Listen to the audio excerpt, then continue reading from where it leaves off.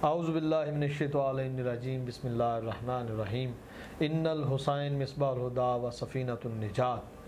नबी अकरम सल्लल्लाहु अलैहि वसल्लम ने फरमाया, हुसैन हदायत का चिराग और कश्ती निजात है। मदीना से करबला तक का सफ़र तारीख़ी पस मंज़र के लिहाज से हमने जो आगाज़ किया था वो कल यहाँ पे रुका था कि मुस्लिम इब्ने अकील कूफा में शहीद हो जाते हैं और इमाम अली मुकाम इमाम हुसैन अलैहिस्सलाम अपने हज को उम्र में बदल कर कूफा की तरफ रवाना होते हैं। इससे आगे का तारीख़ी पस मंज़र क्या है, ज़ुबैर तुराबी हमारे साथ मौजूद हैं, तारीख़ के तालिब इल्म हैं, उनसे जानते हैं। अस्सलाम वालेकुम। वालेकुम अस्सलाम। ज़ुबैर का हम यहीं पे रुके थे जो मैं बता चुका हूँ। इमाम अली मुकाम का हज को उम्रे में तब्दील करना, एहराम को उतार कर कूफा की तरफ निकलना, क्या असबाब बने? औज़ुबिल्लाहि मिनश्शैतानिर्रजीम बिस्मिल्लाहिर्रहमानिर्रहीम सल्लल्लाहु अलैहि या अबा अब्दिल्लाह अस्सलामु अलल हुसैन व अला अली इब्न हुसैन व अला औलादिल हुसैन व अला असहाबिल हुसैन। सैयदुश शुहदा अबू अब्दिल्लाह इमाम हुसैन अलैहिस्सलातु वस्सलाम के सफ़ीर हज़रत मुस्लिम इब्ने अकील अलैहिस्सलाम कूफा के अंदर इमाम हुसैन अलैहिस्सलाम की सफ़ारत यानी कि असल रहबर इस्लाम का पैगाम पहुँचाने के लिए जाते हैं और वहाँ शहीद हो जाते हैं। इससे आगे बात यहाँ बढ़ती है कि इमाम हुसैन अलैहिस्सलाम मक्का से निकल चुके हैं, रास्ते में हैं, मकाम ज़ुरूद पर पहुँचते हैं। इससे पहले मैं ये बताता चलूँ कि सैयदुश शुहदा अलैहिस्सलाम ने मक्का से निकलकर करबला पहुँचने तक, करबला आपका 39वां मकाम था जहाँ आप आके शहीद हुए। यानी कि रास्ते में 38 क़याम किए, 38 मकामों के ऊपर हुजूर खड़े हुए हैं और उन जगहों से गुजरे हैं। 39वां मकाम करबला था। जब मकाम ज़रूद के ऊपर पहुँचते हैं, तकरीबन ज़रूद मकाम जो है वो आधा रास्ता आपने तय कर लिया हुआ था, वहाँ पे जाके आता है तकरीबन 20वां या 21वां इस तरह करके मुकाम है ये। वहाँ आपको हज़रत जनाब मुस्लिम इब्ने अकील अलैहिस्सलाम और हज़रत हानी इब्ने उरवा की शहादत की खबर मिलती है। ये खबर का सुनना था कि आप बहुत ज़ार रोए और आपने वहाँ पे अपने ख़ानदान वालों को भी बताया और सारा यूँ वाक़या आगे मिलता है। मगर आपने ये सब कुछ होने के बावजूद अपने इस अमर को और इस जिहाद को तर्क नहीं किया कि इसको देखते हुए रास्ते के अंदर मुकामों के ऊपर, कई मुकामों के ऊपर लोग मिलते थे। एक शख्स आपको मिला और उसने आगे कूफा के हालात बताए कि वहाँ तो बहुत ही बुरा हाल है, पैरे लगे हुए हैं, हर चीज़ है। मगर सरकार ने कहा कि मैं जो घर से कह के निकले थे, जनाब हज़रत मोहम्मद हनफिया अपने भाई को जो वसीयतनामा आपने दिया था कि मैं अपने नाना रसूल अल्लाह की उम्मत की इस्लाह के लिए निकल रहा हूँ, अमर बिल मारूफ व नही अनिल मुनकर के लिए जा रहा हूँ, बेशक ऐसे ही उसके ऊपर आप कार फरमा रहे। अब उससे मुकाम आगे बढ़ता चले जाता है। तो मुकामों के ऊपर अगर हम गुफ्तगू करेंगे तो बहुत तवील हो जाएगी। मुकाम ज़ुहसम के ऊपर जब जाते हैं, सैयदुश शुहदा अलैहिस्सलाम पहुँचते हैं तो हुर्र इब्ने यज़ीद अर्रयाही जो कि इब्ने ज़ियाद की तरफ से 2000 का लश्कर देकर इमाम हुसैन अलैहिस्सलाम को लेकर कूफा आना चाहता था। इब्ने ज़ियाद कहता था कि उन्हें पकड़कर ले आओ कूफा। वो इमाम हुसैन अलैहिस्सलाम तक पहुंच जाता है 2000 का लश्कर। जब वो इमाम हुसैन अलैहिस्सलाम तक पहुंचता है तो करीम इब्ने करीम की आप करीमी देखिए कि सहराए अरब पूरी दुनिया जानती है और अरब वाले सबसे ज़्यादा जानते हैं कि जब वो पहुँचते हैं तो वहाँ पे उनके घोड़े, इंसान तो क्या, उनके घोड़ों के सुम और उनकी ज़ुबानें बाहर आ रही होती हैं प्यास से। और अगर आप देखें कि इमाम हुसैन अलैहिस्सलाम का आप हक़ व हक़ानियत को यहाँ से ही समझ ले दुनिया कि अगर उस वक्त आप चाहते तो उनको मार सकते थे। और इसके बारे में हज़रत ज़ुहैर इब्न कैन ने कहा भी था कि आका हम इस वक्त कलील ज़रूर है मगर वो भी इतने ज़्यादा नहीं हैं, हम उन्हें मार सकते हैं। मगर इमाम हुसैन अलैहिस्सलाम फरमाते हैं कि मैं कभी जंग में पहल नहीं करूँगा, अगर वो लड़ाई करेंगे तो दफ़ा ज़रूर करूँगा। फिर क्या होता है, हुर्र आपके घोड़े की लगाम पकड़ लेता है। जब पकड़ता है तो आपको कहता है कि मैं आपको इब्ने ज़ियाद की तरफ लेकर जाऊँगा। जबकि इमाम हुसैन अलैहिस्सलाम क्या करते हैं, उस वक्त नमाज ज़ोहर का वक़्त हो जाता है। हज़रत हज्जाज इब्ने मसरूक जो कि इमाम हुसैन अलैहिस्सलाम के मौज़िन थे, उस मौके के ऊपर जब आप साथ गए हैं तो अजान के लिए कहते हैं और सारा हुर्र का लश्कर भी इमाम हुसैन के पीछे नमाज़ पढ़ रहा है। नमाज के बाद आप उनको खुतबा देते हैं और कहते हैं कि तुम लोगों ने ये, क्योंकि कूफा की तरफ से ये सारे लोग आए हुए थे, इनको कूफा की तरफ से भेजा गया था कि तुम लोगों ने हमें ख़त लिखे हैं। जबकि हुर्र आगे बढ़ के कहता था मैंने तो कोई ख़त नहीं लिखा, मुझे जिस काम के लिए मामूर किया गया है मैं वो काम करने के लिए आया हूँ, आप मेरे साथ आगे बढ़ें। जब इस तरह बेरुखी करता है इमाम हुसैन अलैहिस्सलाम के साथ, तो सरकार आगे बढ़कर कहते हैं कि हुर तेरी माँ तेरे गम में रोए। जब ये वो बात सुनता है तो वो एक दफ़ा शशदर रह जाता है कि ये मुझे क्या बात कह दी। उस वक्त वो सोचता है और कहता है कि मैं आपको जानता हूँ फर्जंदे रसूल कि आपकी माँ जैसी कोई माँ दुनिया के अंदर नहीं है माशाल्लाह, तो जो उनकी फजीलत है, नहीं तो कोई और होता तो मैं बहुत उसे लाजवाब कर देता। ये हुर के अल्फाज है। उसके बाद उसके दिल में कहीं से रहम आता है, क्योंकि सरकार ने जब उन्हें पानी पिलाया, उनके घोड़ों को पानी पिलाया, इंसानों को पिलाया, तो उसके जहन में एक इनकलाब सा बरपा हुआ कि हम इनको लेने के लिए, पकड़ने के लिए, कैद करने के लिए आ रहे हैं और ये हमारे साथ क्या कर रहे हैं। इसी यसना के अंदर ही हुर इमाम हुसैन अलैहिस्सलाम के साथ साथ चलता है। 38 मील का फासला तकरीबन तरीकों के अंदर लिखा है कि हुर ने इमाम हुसैन के साथ तय किया है। यानी उनका लश्कर भी चलता रहा और इमाम अली मुकाम का लश्कर भी साथ साथ करबला की तरफ बढ़ता रहा। बेशक ऐसे ही है, चलते रहे ये लश्कर इसी तरह ही। एक मकाम बैज़ा आता है, मुकाम में बैज़ा आता है और सुबह की नमाज यानी नमाज फजर का वक़्त होता है। इमाम हुसैन अलैहिस्सलाम उसी मुकाम के ऊपर नमाज अदा करते हैं। जब नमाज अदा करते हैं तो दिन की रोशनी फूटती है तो इब्ने ज़ियाद का एक कासिद हुर की जानिब आ जाता है। वो खत देता है कि तुम क्या कर रहे हो, तुम्हें तो हमने सख्ती के लिए भेजा है, तुम बिल्कुल ही नरमी बरत रहे हो। हुसैन को बेआबो बेगया जगह के ऊपर जहाँ पानी ना हो वहाँ रोको। ये इब्ने ज़ियाद के अल्फाज है, ये खत के अंदर आया। और साथ में ये भी लिखा कि मैं अपना जसूस मुकर्रर तुम्हारे साथ कर रहा हूँ कि तुम उनके साथ नरमी नहीं करो। जब ये बात जाके इमाम हुसैन अलैहिस्सलाम को कहता तो नहीं, जाके वो सरकार के साथ वो बेरुखी बदतमीजी के साथ पेश आता है, तल्ख लहजे में तल्ख ही उसके अंदर आ जाती है। और फिर वो साइड पे होके कहता भी है कि मेरे साथ अब जसूस है, आपको ठहरना पड़ेगा। वो होता है मकाम अज़ेब से आगे बढ़ते हैं जब, तो उस मुकाम से तकरीबन इमाम हुसैन अलैहिस्सलाम कहते हैं कि हम इधर भी नहीं रुकेंगे, इससे भी मैं आगे बढ़ूंगा। बढ़ते चले जाता है, फिर से थोड़ा सा काफिला बढ़ता है। जब एक सरजमीन आ जाती है नैनवा, वहाँ पे जाके इमाम हुसैन अलैहिस्सलाम का घोड़ा रुकता है। जब वो घोड़ा रुकता है तो आप 6 से 7वां घोड़ा तब्दील करते हैं, मगर वो आगे नहीं जाता। उस इलाके के लोगों से पूछते हैं कि ये कौन सा इलाका है। इस इलाके के अंदर काफ़ी रिवायतों के अंदर नाम मिलते हैं, गाजरिया है, नैनवा, ये बहुत मशहूर नाम है उसके। किसी शख्स ने उसको जब कर्ब बला पुकारा तो इमाम हुसैन अलैहिस्सलाम ने अपने खानवादे को और अपने भाइयों को कहा कि यही हमारी आखिरी क़याम गाह होगी। 2 मुहर्रम को इमाम हुसैन अलैहिस्सलाम करबला पहुंच जाते हैं, वहाँ पे रुक जाते हैं। कोई और ख़त आते हैं पीछे से, या हुर का क्या रवैया रहता है, क्या जो है वो वहाँ के हालात वाक़यात होते हैं? ख़त किताबत का सिलसिला तो रुकता ही नहीं है। इब्ने ज़ियाद और यजीद के अंदर हिजानी कैफियत बरपा है कि इमाम हुसैन अलैहिस्सलाम बैत भी नहीं कर रहे और कहीं कोई इनकलाब की कैफियत ना हो जाए। क्योंकि इब्ने ज़ियाद और जो यजीद है, इब्ने ज़ियाद कूफा में था और यजीद शाम में था। बिल्कुल, ये वहाँ से ख़त लिख रहे हैं? बिल्कुल उधर से लिख रहे हैं। ठीक। इब्ने ज़ियाद अपने कासिद भेज रहा है ना। उसके बाद जब उसे पता लगता है यही कासिद जो आया था मकाम बैज़ा पर हुर के पास, वही कासिद वापस जाता है और जाके उसको बताता है इब्ने ज़ियाद को कि वो उधर लश्कर पहुंच चुका है। जब लश्कर पहुंचता है तो इब्ने ज़ियाद इमाम हुसैन अलैहिस्सलाम के नाम खत लिखता है फिर, और वो कहता है कि मुझे पता लगा कि आपको करबला के अंदर हुर ने रोका हुआ है और मुझे यजीद की तरफ से भी हुक्मनामा है कि मैं खाऊं पीऊं ना और सोऊं ना, सुकून ना करूं जब तक आप बैत ना कर ले।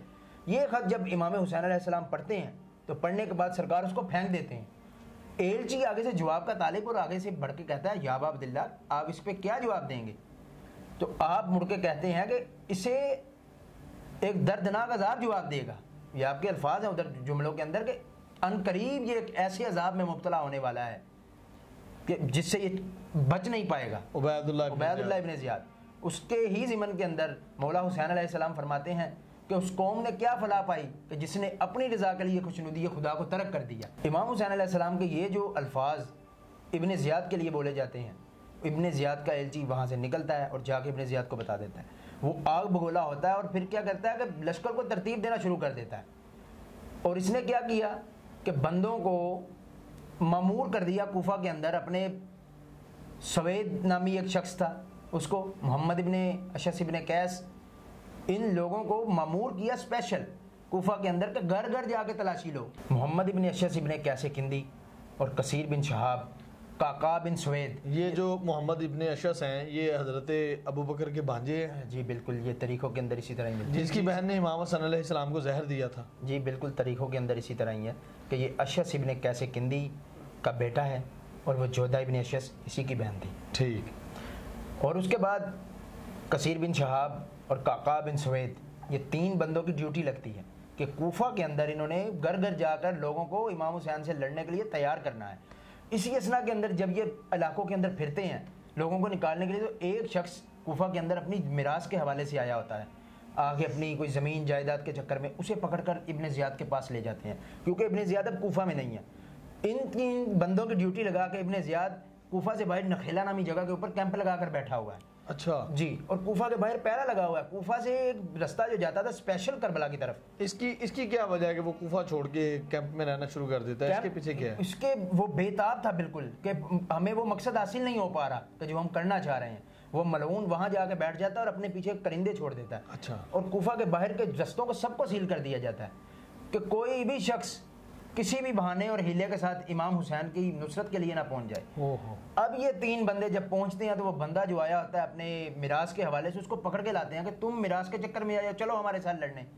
उसके साथ जो भी कोई बात चलती है, तलक कलामी है, जिस तरह भी इब्ने ज़ियाद के पास लाया जाता है। इब्ने ज़ियाद कूफा वालों को खौफ दिलाने के लिए उसके कत्ल का हुक्म दे देता है और उसको बेगुनाह कत्ल कर दिया जाता है कि देखें कि जिस बंदे को पता ही नहीं, उसका कोई गुनाह ही नहीं, उसको मरवा के कूफा के अंदर पूरा वहशियाना सलूक उस बंदे के साथ और लोगों के साथ पहले भी किया, लोगों को डराया, लोग घरों से बाहर आना शुरू हुए। अब इस तरह लश्कर तरतीब देने शुरू हुए। हज़रत साद इब्न अबी वक़ास जो कि असहाबे पैगंबर में से हैं, उनका बेटा उमर इब्न साद, इसको 4000 का लश्कर देकर इब्ने ज़ियाद रवाना करता है इमाम हुसैन के साथ लड़ने के लिए। उसके बाद पे दर पे लश्करों को तरतीब देता है। यानी एक लश्कर पहले से मौजूद है करबला में, बेशक, और इब्ने रियाही की सरपरस्ती में, ये पीछे से दोबारा लश्कर भेज रहे हैं। एक और 4000 का लश्कर गया, और खाली ये नहीं कि इस पे तवक्कुफ किया और उसने रुक गया कि बस ठीक है इतने बंदे बहुत हैं। ये जितने भी लोग लश्कर में शुमार किए जाते हैं, उसमें शामिल किए जाते हैं, उनको बताया जाता है कि ये नवासा रसूल से लड़ने के लिए जा रहे हैं? उन लोगों को पहले भी पता था। जब हज़रत मुस्लिम इब्न अकील ने आके उधर पूरी दावत हक की तबलीग की, ये लोग डर दमक के, दुनिया की मोहब्बत के अंदर, लालच, सारी लालच और दुश्मनी अहले बैत के अंदर लोगों ने पेश ये जो सरकर्दगी के अंदर जो लोग आ रहे थे, जो बड़े बड़े लश्करों के सरदार बन रहे थे इसी लश्करों के, ये सारे अहले बैत की दुश्मनी के अंदर थे। और जो अमूमी लोग थे, जो सिपाही थे, उनके अंदर हुब्बे दुनिया पैदा हुई थी। कुछ तो डर भी रहे थे, और कुछ लोग ऐसे हैं कि जो इब्ने ज़ियाद के लश्कर के अंदर, इब्ने ज़ियाद के लश्कर के अंदर आके इमाम हुसैन के साथ भी मिले हैं और नुसरत के अंदर करबला में शहीद हुए हैं। अब क्या होता है, 4000 के बाद शब्बस बिन रबी, शिमर ज़िलजोशन, बहुत शिमर ज़िलजोशन तो गर्म जोशी के साथ लड़ने के लिए, इमाम हुसैन के साथ लड़ने के लिए इब्ने ज़ियाद को कहता है कि मुझे भी भेजो, मैं भी जाऊंगा। उसने जब कहा ना तो कौन कौन जाएगा, किस किस ने सरबराह बनना है, जिस तरह भी इनकी ड्यूटियां लगी, शिमर आगे आगे बढ़ बढ़ के जाता था। इसको भी 1000 का लश्कर दिया गया, शब्बस बिन रबी को दिया गया, हजार बिन अबजर को दिया गया। ये बंदे जो हैं ये लश्करों के कमांडर बनकर इमाम हुसैन के साथ लड़ने के लिए मैदान। हालांकि ये शिमर के बारे में तारीख ये भी बताती है कि इसका कोई रिश्ता भी था अहले बैत के साथ। शिमर का कोई रिश्ता नहीं था।